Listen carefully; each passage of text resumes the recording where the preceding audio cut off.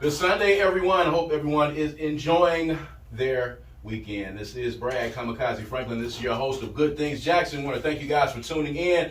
And of course, this is the show dedicated to talking about all of the positive things going on in the city of Jackson, the people, the places, the things, the venues, the organizations, the events, anything that's pushing Jackson forward in a positive light.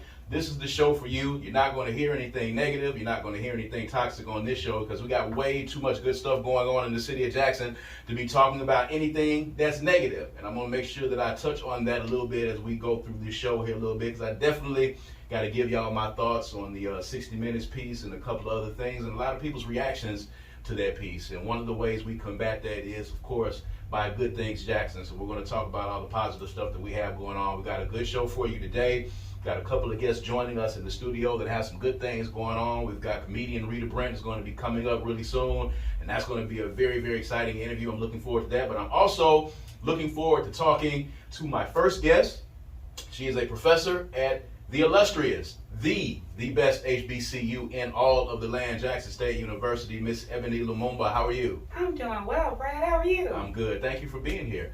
So we're talking about the Phyllis Wheatley Poetry Conference, right? That's right. So I just want to say that, you know, as an English minor and growing up as the son of an English teacher and a mass communications major, English minor, of course, Here we go. you know, learned a lot about Phyllis Wheatley. Started out learning about her in Black History Month, and then of course getting into, you know, a deeper sense of the history of who Phyllis Wheatley was and her contributions to our society. And it's very excellent to see that you guys are dedicating an entire poetry conference to Phyllis Wheatley, and I think that is absolutely great. So for those who are just tuning in who do not know who Phyllis Wheatley is, we're going to talk about that first, and then we'll talk about the poetry conference as well. Yeah, so thank you again for having me. I love the way you set this up. Absolutely. There are a lot of good things going on in Jackson, and talking about this event today will kind of steep us in the history of good things happening in Jackson historically, right? Absolutely. So Phyllis Wheatley, just for those of you who may or may not have heard her name before, she was the first black woman to publish a book in this country, and the second woman to publish a book in this country. That book was a book of poetry called Poems on Various Subjects, Religious and Moral. And when she published that book, she was an enslaved person. Yes. So she laid the foundation. She is the founder, the ancestor that all of us writers of color, women writers, should look to for inspiration, because she really is that foundation. And so this festival, we can't take credit for creating it, because in 1973, that's what Margaret Walker did. Another juggernaut in the literary community.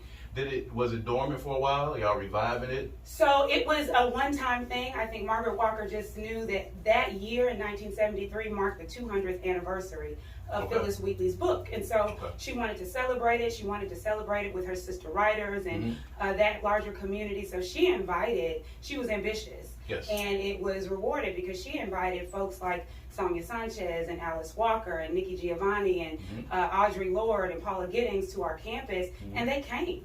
And so they were in the city, having conversation, telling stories, swapping lies, eating dinner, you know, just doing things that sisters do. Yeah. And so they invited the larger community, Jackson State students. There are a lot of students who were on campus in the 70s who remember attending those lectures and those readings in 73. And so what we thought is, this year, 2023, marks the 50th anniversary of that original convening. And it happens to be the 250th anniversary of Phyllis Wheatley's book. So the timing, it's kismet. The timing is perfect to celebrate not only what Margaret Walker was able to produce, really on a shoestring budget back then in 73, but also what Phyllis Wheatley, so her name and her legacy is remembered, and then we cloak into that the legacy of Black women's writing in general. So let's talk about the Poetry Conference in general for those that are looking forward to attending. What can they expect if they come to this conference? You can expect a life-changing, once-in-a-lifetime historic event. Okay. So what we've done is, back then, Margaret Walker was able really to pick up the phone and write letters and get her sister writers to this campus, women that many of us who have studied English, who study communications, who just are lovers of poetry. We've been reading their works for years. She got them here. There are 11 of those women living today, and we got 7 of them coming back. Okay. But we thought we wanted to take it a step further, again in homage and celebration of what Phyllis, Wheatley, and Margaret Walker have done. And so we invited the new vanguard of women writers, women like Jesmyn Ward, the only black woman to win, only woman to win 2 national book awards in this country in history. She's going to be here. Angie Thomas, right, one of our very own. We've got women like Nick Stone and Imani Perry, who just won the National Book Award this year. Eve Ewing, who is doing incredible work, not only in graphic novels, but in poetry and education. And so we wanted those conversations to be intergenerational, rather, so we can have some of the original members coming back, but then also celebrate these women who really are their legacy, right? And we're all the legacy of Phyllis Wheatley as black women writing in this country. And so that's one of the things that you can expect of these conversations. But we've also got we've also invited folks, scholars and creatives to come and share their work. So we've got about 90 panels that are going to be happening concurrently. People can come and pop in and out of those if they're registered. We've got some major plenaries and luncheons. We've got at least one event that's open to the public if you didn't get a chance to register. We've got Nicole Hannah-Jones coming here to be in conversation with Eve Ewing about the legacy of African people in this place and how we write, think, and remember that. So, I mean, it's going to be groundbreaking. It is one of the best things that Jackson has had to happen in the past 50 years. I can imagine. So, recently, if you have been following our state auditor and some of the tweets and some of the comments that he's been making about, trying to, I guess, maybe sway people or determine what people should study when they go to college. And of course, a lot of those courses that he said were, quote unquote, worthless majors and worthless courses and worthless, classes to attend. A lot of those were liberal arts. A lot of people classically, even when I was coming into school and even, being a mass communications major or being in journalism, being in broadcast, those were always the majors that people told you, you're not going to make a lot of money in it. Why are you an English major? Why are you a liberal arts major? Why are you a poetry major? Why are you a, creative writing or a literature major? Those kind of things. So in this day and age, we're in a social media age. We're in a world that moves very fast. People are learning tech, and STEM is very important. Why is it still important for us to focus upon the written word, and how important is it for us to continue that legacy? Well, it's important for us to focus on stories, right? Like, you started this segment with giving some context to what your show is about, changing the narrative. And narratives tend to shape what we become, what we're able to become, and how we are remembered. And that's important to everyone. Everyone we know is telling a story about who they are, whether they're doing that intentionally or not. And what I tell my students is, we want you to be equipped, have the tools to tell the story that you want to tell about yourself and your community. And that story, one, has to be informed about who and what came before you, and then we have to give you the tools to shape those narratives in equitable ways, in honest ways, in true ways, and build them on a strong foundation. And so it is critically important to understand the story of who people and communities and cultures are, especially when we think about tech, especially when we think about STEM.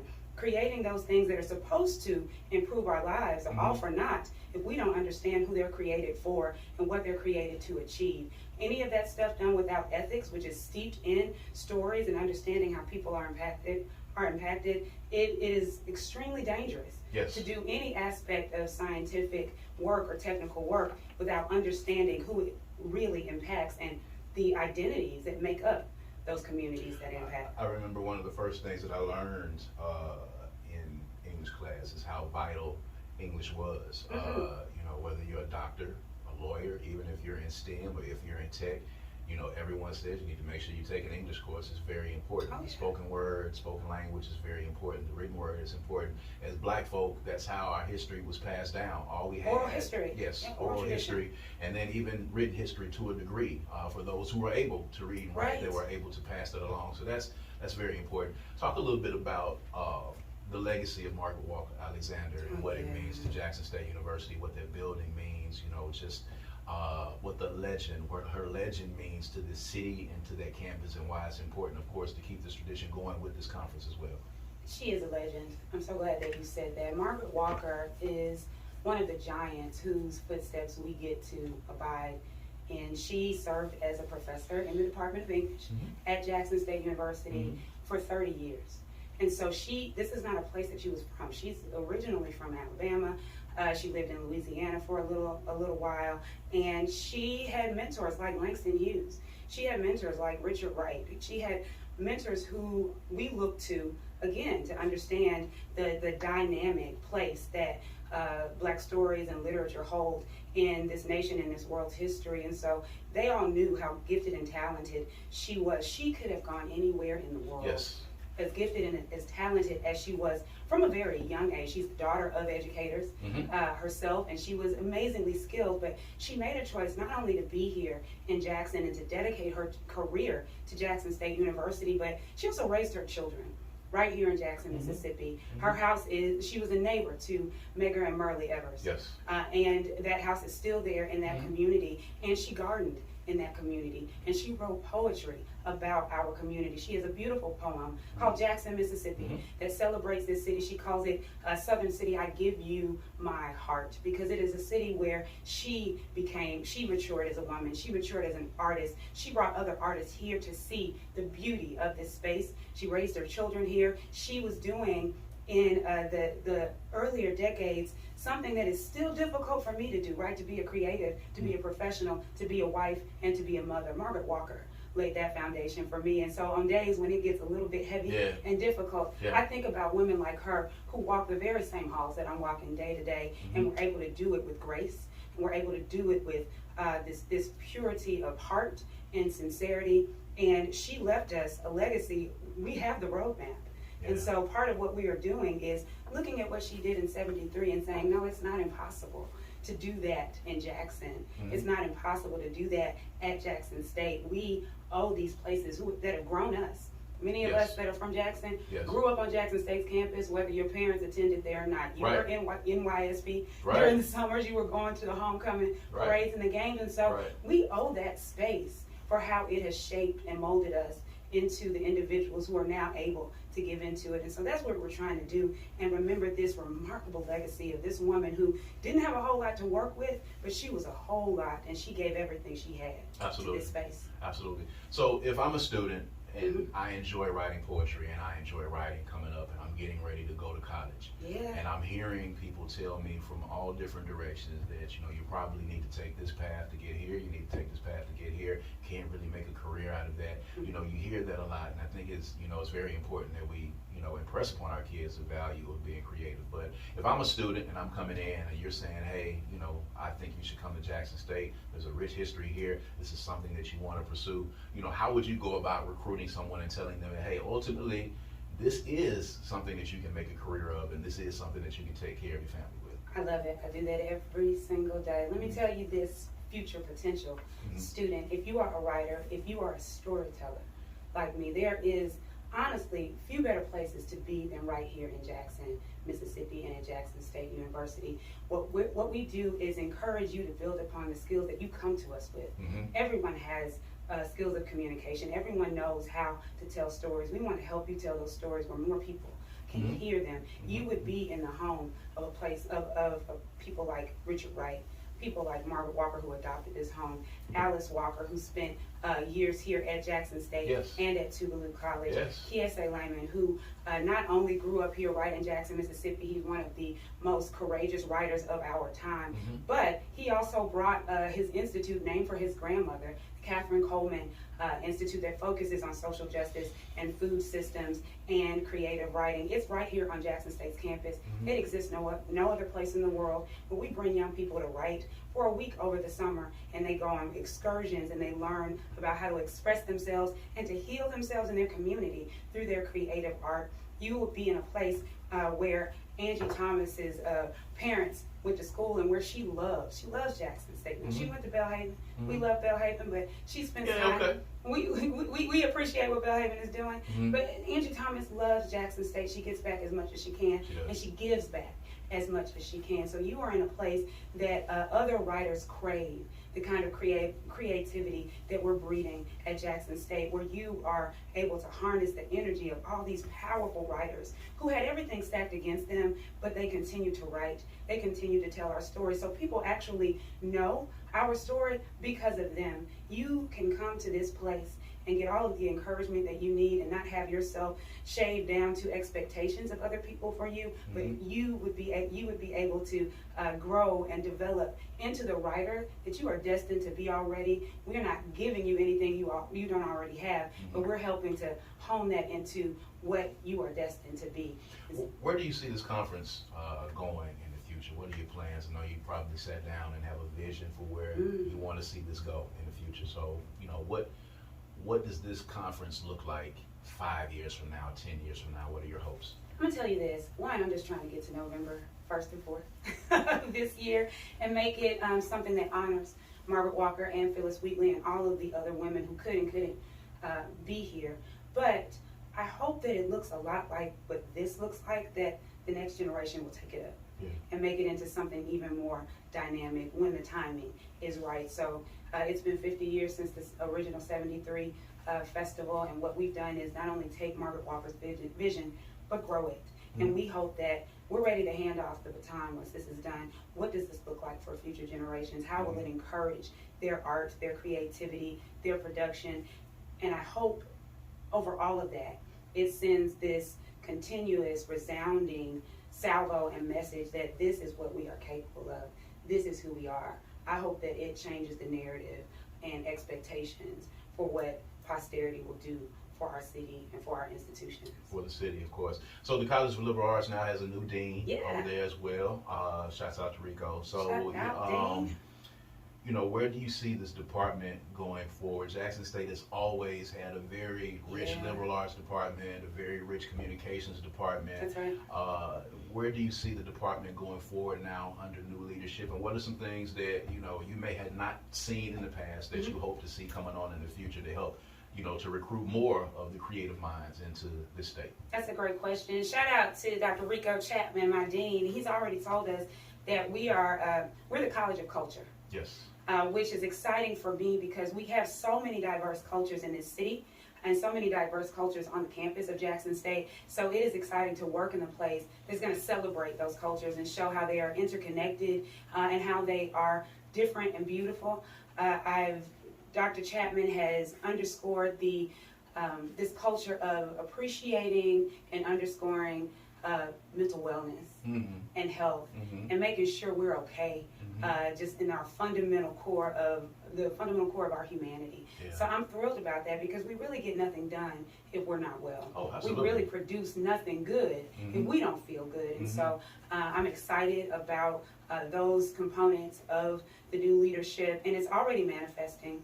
We're already beautifying our public spaces. We're already listening more to one another and to our students for what they need to build the community that they want to see. And I think that is dynamic. And so what we're doing in the Department of English and Modern Languages is making sure that the storytelling component isn't left out of that these students and our colleagues are able to tell their stories in ways that heal sort of those generational traumas, those stories that we've taken with us that continue to traumatize us, but to take that trauma and build off of it, understand it, so that we heal and that we're healing generations that won't have to go through what we've been through. They won't have to be laden with those same burdens. So I'm excited to be in the College of Culture. Excellent. I'm excited to be in the I place. like that. I like that. The College of Culture. I mean, we need a t-shirt. That's dope. That's dope. That's dope. So once again, for people that are listening, the Phyllis Wheatley Poetry Conference is going down in November. Give them the date, the locations, give them all the information they need to be able to register and some of the things they can look forward to seeing to it. That's right. So the 50th anniversary of the reconvening of the Phyllis Wheatley Poetry Festival going down at Jackson State University November 1st through 4th of this year. I hope you're registered because registration, that cost has gone up and it ends on September 30th. So if you have registered, all students were free. We hope that you will be there. If you can't use your registration, we hope you gift it to someone else. We'll be between the campus and the Jackson Convention Center, so there'll be plenty of space. You'll get to see plenty of Jackson. You'll get to see 16 dynamic women writers from the past, from the present, and from our future of writing, women like Alice Walker, Angie Thomas, Jasmine Ward, Sonia Sanchez, Nick Stone, and more. So we want you there, and there is a public event on Friday if you weren't able to register. Well, where you'll get to hear from Margaret Walker's original biographer, Miriam McGraham. She's going to talk about Margaret Walker's new biography that just came out this year that has a whole lot of Jackson in it, a whole lot of beauty. Yeah. And that's on Friday on our campus. So check the website. It's just Jackson or jsums.edu/Phyllis Wheatley. That's it. Go to that site and see everything that you want to see, including some really beautiful images from the original 1973 festival. So we hope to see you there. There you go. You have some time now. It is not quite October yet, but it's getting really, really close. So you've got some time to register for this conference. You've got some time to be a part of it. Be a part of culture. Please. Yes, Yeah. be a part of culture, brought to you by the College of Culture, which is Jackson State University anyway, all the way That's across right. the board. That's right. That is what we are, of course. And Ebony Lumumba, thank you so much. Thank you. For coming in here and talking about this conference. I'm glad to hear that this is going on. We definitely have to nurture our creative community. We are losing too many of our best and our brightest because, you know, we're not really fostering an environment for them to be creative here. That's and right. I think that's very important that we do that. So we thank you, and you guys make sure y'all are a part of this conference. We're going to take a quick break. When we come back, talking about culture, we've got comedian Rita Brent. She's going to be here in the studio with us, and we're going to talk about what she has going down every Tuesday at the workout room. We're going to talk about all the stuff she's got going on. She's got a lot of stuff happening. So y'all stick with us. This is the Good Things Jackson Show. We'll be right back.